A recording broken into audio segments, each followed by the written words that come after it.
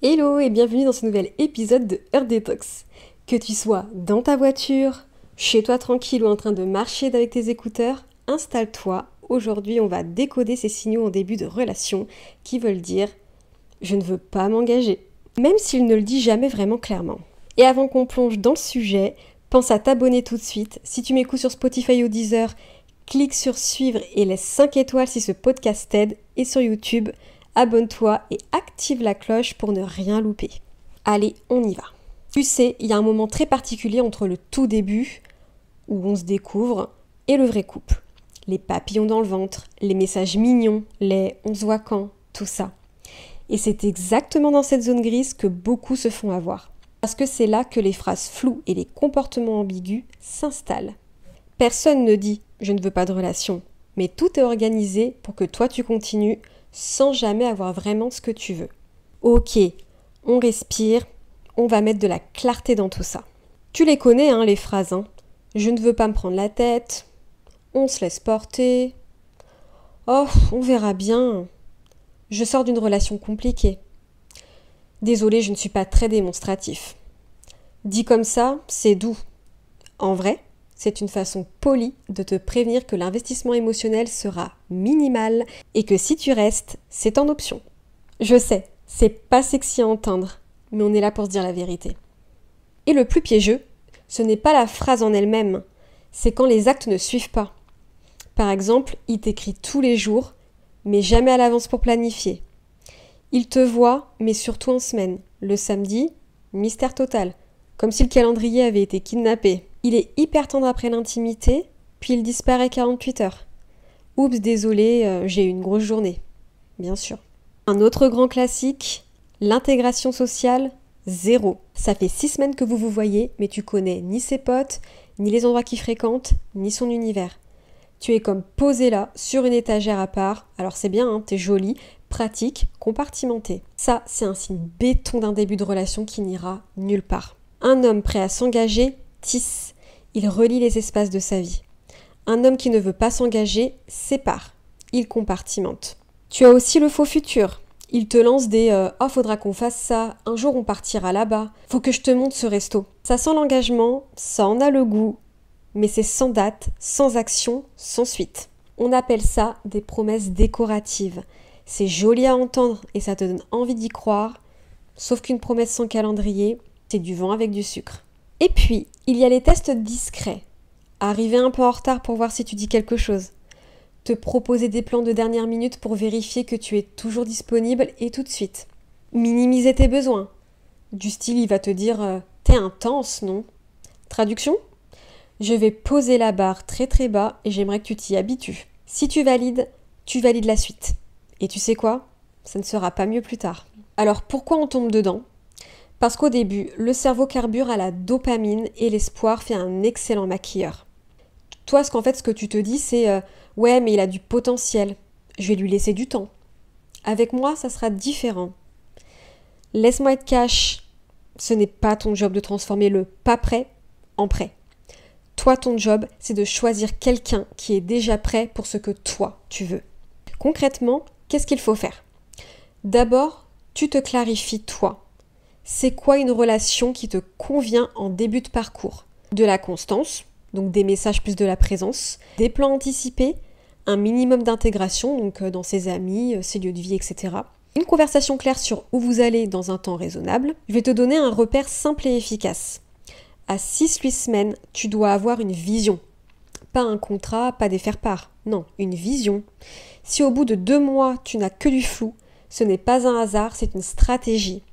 Consciente ou pas, pour garder les bénéfices sans s'engager. Tu veux un petit test réalité hyper simple ? Observe la cohérence entre ses mots et son calendrier. Quelqu'un qui veut construire planifie. Il ne te cale pas, il te réserve. Il n'attend pas que tu relances, il propose. Il ne te voit pas seulement quand ça l'arrange, il crée de la place. C'est basique, oui, et c'est là pourtant que tout se joue. Parlons aussi de ta part. Oui, celle qu'on oublie. Quand tu acceptes le flou, tu envoies un message qui est « mes besoins sont négociables ». Je sais que tu n'as pas l'impression de dire ça, mais c'est ce qui est reçu. Alors, nomme. Pas un ultimatum drama, une clarification, calme. Par exemple, tu peux dire « J'aime bien ce qu'on construit, j'ai besoin de clarté pour me sentir en sécurité. Ce que je cherche, c'est une relation qui avance avec de la constance et un projet à deux. Est-ce que toi aussi c'est ce que tu souhaites ?» Tu vois, on parle pas là de faire un essai philosophique, pas de justification de 12 pages, juste quelque chose de simple et de droit. Et là, écoute la réponse et le rythme. S'il te répond un truc du genre on se laisse porter, pas de prise de tête, on verra, sache que là il t'a déjà répondu. S'il te dit oui, mais que rien ne change dans les 2 semaines qui suivent, là aussi encore une fois, il t'a répondu. La clarté, ce n'est pas ce qu'on promet, c'est ce qu'on met en place. Si la réponse est floue, tu peux poser une limite. Élégante, oui, élégante, mais ferme. Écoute, je t'apprécie, mais je ne suis pas dispo pour une histoire floue.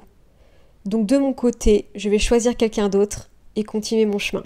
C'est propre, sans drama, sans se rabaisser, et crois-moi, ton estime de toi te dira merci. Maintenant, pour équilibrer, on va parler aussi un peu green flag en début de relation, histoire de ne pas non plus voir que le négatif et que le rouge. Les green flags, ça va être qu'il est constant. Pas besoin de géodétective privé entre chaque rendez-vous. Il planifie, et parfois à l'avance. Il tient ses paroles.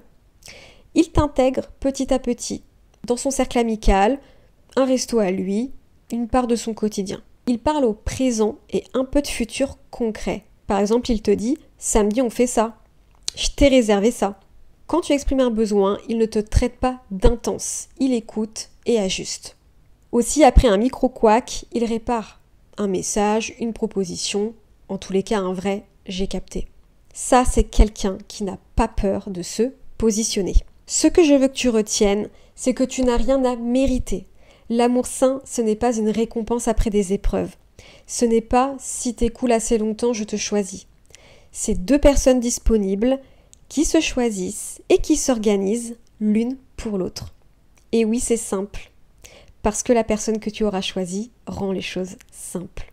Dernier point, parce qu'il faut qu'on se le dise, parfois il ne veut pas s'engager avec toi.